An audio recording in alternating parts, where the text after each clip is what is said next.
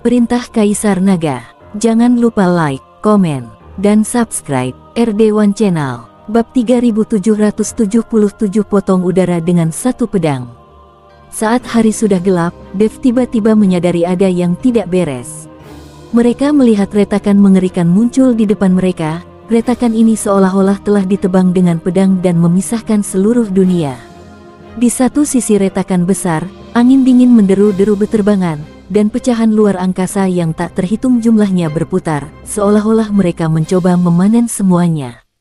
Ruang di depan mata semua orang terdistorsi, seperti kekacauan, dan tidak mungkin untuk melihat dengan jelas apa yang ada di dalamnya. Aura bahaya menyebar, semua orang merasakan rambut mereka berdiri tegak dan hati mereka menjadi tegang. Rasa penindasan yang dibawa oleh kekacauan luar angkasa ini kepada mereka sungguh terlalu kuat. Nampaknya ketika dunia langit dan bumi diciptakan oleh orang kuat, perbatasan tersebut sengaja dibuat sangat menakutkan untuk mencegah siapapun melintasi perbatasan secara tidak sengaja. Tuan Dev, lihat apa yang ada di sisi lain. Pada saat ini, Binglu tiba-tiba menunjuk ke sisi berlawanan dari celah besar itu dan berkata, "Saya melihat batu-batu tiang yang padat bertumpuk di salju di seberangnya. Sepertinya setidaknya ada ribuan. Batu tiangnya banyak sekali, kamu bisa mendapatkannya hanya dengan menyeberang ke sini." Dev melihat ke celah yang tidak terlalu lebar dan berkata, "Meski penerbangan mereka terhambat di sini, celah ini masih bisa dengan mudah dilintasi. Namun, hal yang paling berbahaya adalah ruang kacau yang terpelintir dan berubah bentuk di seberangnya. Jika Anda tidak hati-hati dan tersedot ke dalamnya, Anda akan hancur total." Tepat ketika Dev ragu apakah akan menyeberang dan mengambil batu tiang yang berlawanan, Raja Iblis Ciyun berbicara, "Jangan kemari, kamu tidak bisa ke sana. Aku memotong celah ini dengan pedangku. Aku teringat beberapa kenangan. Aku pernah bertarung di sini. Mungkin masih ada tulang yang terkubur di tempat ini," kata Raja Iblis Ciyun dengan sedikit cemberut. "Raja Iblis Ciyun terbunuh di sini, jadi pasti terjadi pertempuran. Jika dikatakan bahwa retakan ini dipotong oleh Raja Iblis Ciyun dengan satu pedang, itu masuk akal. Bagaimanapun, dia adalah Raja Iblis dari surga tingkat ke-9, dan dia masih memiliki kekuatan seperti ini. Tahukah kamu siapa orang yang membunuhmu? Tahukah kamu jika ada batu tiang milikku di sini?" Dev bertanya dengan penuh semangat. Raja Iblis Ciyun menggelengkan kepalanya, "Saya tidak ingat siapa yang membunuh saya, dan saya bahkan tidak tahu apakah ada batu tiang milik saya. Batu tiang itu, bagi saya, tidak ada bedanya dengan sampah. Bagaimana mungkin saya bisa perhatikan itu?" Apa yang dikatakan Raja Iblis Ciyun memang masuk akal. Batu tiang hanya berguna bagi biksu yang melatih keterampilan es. Jika digunakan untuk makhluk abadi, setan, itu benar-benar seperti sampah. Retakan ini juga tidak lebar. Kenapa aku tidak bisa melewatinya? Dev bertanya pada Raja Iblis Ciyun. "Lempar saja batunya dan kamu akan tahu," kata Raja Iblis Ciyun. Dev mengambil sebuah batu dengan ragu-ragu, dan kemudian melemparkannya dengan keras ke sisi yang berlawanan.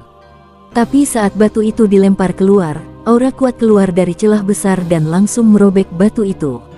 Apa yang terjadi?" Dev sangat terkejut. "Retakan ini disebabkan oleh pedangku. Di celah ini, kekuatan pedangku saat itu masih ada. Bahkan setelah ribuan tahun, kekuatan ini belum hilang. Dengan kekuatanmu saat ini, mustahil untuk melewatinya.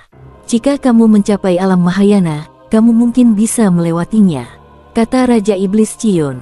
"Lalu apa yang harus kita lakukan? Lihat saja dan lepaskan batu tiang itu." "Kamu bilang kamu baik-baik saja, kenapa kamu membuat celah seperti itu? Menyebalkan sekali." Dev terdiam. "Sekarang saya melihat bahwa saya telah memperoleh batu tiang, tetapi tidak mungkin saya bisa mendapatkannya." Raja Iblis Ciyun memutar matanya dan berkata, "Kamu pikir aku bersedia membuat retakan? Tapi jika aku memukul lawan dengan pedang, tidak akan ada retakan seperti ini." Raja Iblis Ciyun jelas memotong udara dengan pedang ini, dan akibatnya muncul retakan. Bab 3778, Aksi Siluman. "Lalu apa yang harus aku lakukan? Apakah tidak ada cara untuk mencapai sisi lain?" Dev bertanya. "Tentu saja, aku hanya memutarnya saja. Pedangku tidak bergerak terlalu jauh. Kamu benar-benar mengira aku bisa membelah dunia surga dan manusia menjadi dua, kata Raja Iblis Cion. Ketika Dev mendengar ini, sepertinya dia hanya bisa memutarnya. Dia berharap seperti yang dikatakan Raja Iblis Cion, dan jaraknya tidak jauh. Tuan Dev, saya pergi menjelajahi jalannya. Ada begitu banyak batu tiang di seberang. Sayang sekali jika saya tidak mendapatkannya, kata Binglu. Jangan ke sana, terlalu berbahaya. Kamu tidak bisa melewati celah ini. Kalau kamu ingin ke sana, kamu harus memutarnya. Dev segera menghentikan Binglu dan berkata, pergi berkeliling. Binglu tercengang. Para wali lainnya juga sedikit bingung, meski celah ini terlihat sangat lebar, namun tetap mudah untuk dilintasi. Tidakkah kamu melihat bahwa batu yang kulempar tadi terkoyak oleh nafas di celah itu? Kata Dev. Itu hanya batu. Apa maksudnya? Kekuatan tubuh kita tidak bisa dibandingkan dengan batu, kata Lan Yingying. Ya, selama kita membungkus tubuh kita dengan nafas, tidak apa-apa. Kalau kita menyiasatinya, kita tidak tahu berapa lama waktu yang dibutuhkan. Binglu juga menentang jalan memutar tersebut, lagi pula retakannya tidak terlihat sampai akhir. Di depannya ada tumpukan batu yang ekstrim, mereka harus mengambil jalan memutar. Bagaimana jika ditemukan oleh orang lain? Kita harus berkeliling, ini perintah, kata Dev dengan ekspresi tegas. Dia tidak bisa menggunakan orang untuk mengujinya. Raja Iblis Cion tidak akan pernah berbohong. Melihat nada tegas Dev, Binglu berhenti berbicara. Lagi pula, kepala istana berkata sebelum pergi bahwa mereka harus mematuhi perintah Dev. Selain itu, mereka telah melihat kekuatan Dev yang sebenarnya, jadi mereka juga menyerah kepada Dev. Namun, Lan Yingying sepertinya memiliki pendapat berbeda, tapi dia tidak mengatakan apa-apa. Dev memimpin jalan sejauh lebih dari 10 mil, dan banyak orang suci mengikuti di belakang. Jika mereka menemukan bahaya, mereka dapat mundur tepat waktu. Tapi saat dia berjalan ke depan, Lan Yingying menemukan embun es. Binglu, kenapa kamu mau mendengarkan Dev? Batu tiang ini jelas ada di depan kita, tapi kita tidak boleh mendapatkannya. Dan kita harus mengambil jalan memutar, monyet, kuda, dan bulan. Lan Yingying bertanya pada Binglu. Saudari Yingying, ini adalah keinginan Tuan Istana, mari kita ikuti pengaturan Tuan Dev, kata Binglu. Kami akan mengikuti Dev, dan kamu dapat secara diam-diam mengirim 2 orang suci untuk mendapatkan batu tiang itu kembali. Kalau begitu Dev tidak akan mengetahuinya. Aku akan memberitahunya saat aku mendapatkan batu tiang itu kembali dan melihat apa lagi yang bisa dia katakan. Itu hanya retakan, betapa menakutkannya, Lan Yingying berkata pada Binglu. Meskipun Lan Yingying lebih tua, dia hanya bertanggung jawab untuk mengelola murid luar, jadi dia tidak punya hak untuk memerintahkan orang suci, jadi dia hanya bisa bertanya pada Binglu. Saudari Yingying, ini tidak baik. Jika Tuan Dev mengetahuinya, dia akan marah. Binglu sedang dalam masalah. Tidak apa-apa, kami juga ingin mendapatkan Jishi. Begitu kami mendapatkan Jishi, dia tidak bisa berkata apa-apa. Lan Yingying masih membujuk Binglu. Binglu ragu-ragu sejenak, lalu mengangguk dan berkata, oke, saya akan mengaturnya. Binglu kemudian mengatur agar 2 orang suci terakhir diam-diam melintasi celah dan mengambil batu tiang sementara yang lain bergerak maju. Kedua orang suci itu mengangguk dan mulai bersiap. Dev sama sekali tidak mengetahui pengaturan Binglu, dan masih menjelajahi jalan di depannya. Bagaimanapun, tempat ini adalah area yang tidak diketahui, dan dia tidak tahu bahaya apa yang ada di sana. Binglu dan yang lainnya mengikuti di belakang. Mereka baru saja berjalan ke depan sebentar ketika 2 orang suci terakhir saling memandang dan kemudian melompat. Kedua orang itu langsung melompat ke udara dan langsung menuju ke sisi lain dari celah itu. Tapi saat mereka berdua mencapai langit di atas celah itu, tiba-tiba nafas seperti pedang yang tak terhitung jumlahnya menyembur keluar dari celah itu. Sebelum kedua orang suci itu bisa bereaksi, mereka langsung dihancurkan oleh auranya dan jatuh ke dalam celah. Bab 3779 Wanita Bodoh. Adegan tiba-tiba ini membuat semua orang ketakutan. Terutama Binglu, yang wajahnya penuh rasa menyalahkan diri sendiri, dan Lan Yingying, yang matanya terbuka lebar dan tidak percaya dengan apa yang dilihatnya. Dev juga menyadari ada yang tidak beres dan langsung mengingat kembali dengan langkah pembengkokan api. Tapi sudah terlambat, dia tidak punya cara untuk menyelamatkan kedua orang suci itu, dia hanya bisa melihat kedua orang suci itu dicekik dan jatuh ke dalam celah.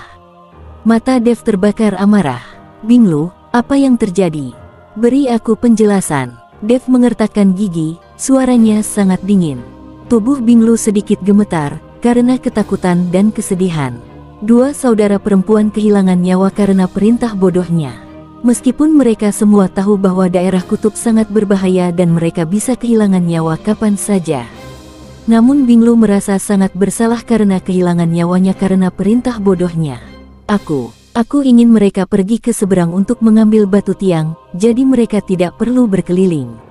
Siapa tahu, Binglu tidak dapat berbicara lagi dan menitikkan air mata penyesalan. Apakah kamu menutup telinga terhadap kata-kataku? Bukankah aku sudah bilang kamu tidak boleh melewati celah itu? Dev berteriak. Wajah Binglu dipenuhi rasa menyalahkan diri sendiri dan dia terus menangis. Lan Yingying melangkah maju dan berkata kepada Dev, apa yang kamu teriakkan? Kami juga ingin mendapatkan batu tiang itu secepat mungkin. Siapa yang tahu hal seperti ini akan terjadi, dan kami tidak mau. Aku meminta Binglu melakukan ini. Itu semua tanggung jawabku. Kamu boleh membentakku. Dev memandang Lan Yingying, matanya penuh amarah. Dia tahu bahwa Binglu pasti tidak akan melanggar perintahnya, dan sekarang tampaknya Lan Yingying lah yang berada di baliknya. Idemu, lalu kenapa kamu tidak mengambil batu tiang itu kembali? Karena ketidaktahuanmu, dua orang suci kehilangan nyawa mereka dengan sia-sia. Pergilah sendiri. Jika kamu mati, kamu tidak harus bertanggung jawab terhadap orang lain. Menurutku kamu tidak berani. Orang-orang yang mengikutimu semuanya sudah mati, tapi kamu tidak. Apakah kamu meninggalkan mereka dan melarikan diri demi nyawamu saat kamu berada dalam bahaya paling besar? Jangan berpikir kamu hebat. Jika kamu tidak mengikuti kami, kamu pasti sudah menjadi mayat sekarang. Apa yang dikatakan Dev sulit untuk didengar, dia tidak bisa mengendalikan emosinya. Orang bodoh seperti itu akan membunuh banyak orang. Tidak, aku tidak melakukannya, aku tidak meninggalkan siapapun, kamu tidak bisa mengatakan itu tentang aku. Lan Yingying sepertinya dirangsang oleh Dev, seluruh tubuhnya gemetar, berteriak. Dan kemudian melarikan diri sendirian. Suster Yingying. Ketika Binglu melihat ini, dia ingin mengejarnya, tetapi dihentikan oleh Dev. Tinggalkan dia sendiri dan biarkan si idiot ini bangun. Dev mengabaikan Lan Yingying dan terus bergerak maju bersama Binglu dan yang lainnya. Tetapi meskipun Dev mengatakan itu, hatinya masih sedikit khawatir. Lan Yingying itu sebenarnya tidak buruk, dia juga tidak ingin menyakiti saudara perempuannya, dia hanya bodoh. Jika Lan Yingying jahat, dia tidak akan memperingatkan Dev dengan keras ketika dia berada di kota Nanjing, maka Shen Jizi adalah pembohong. Terkadang, wanita bodoh benar-benar bisa membunuh orang, terutama wanita bodoh yang merasa benar sendiri. Ketika Dev mengetahuinya, dia ingin menemukan Lan Yingying kembali, tetapi Lan Yingying sudah tidak ada lagi. Sekarang Dev hanya bisa berdoa agar Lan Yingying tidak menghadapi bahaya apapun. Bagaimanapun, dia juga berasal dari istana Guanghan. Dev dan yang lainnya berjalan ke depan dengan hati-hati.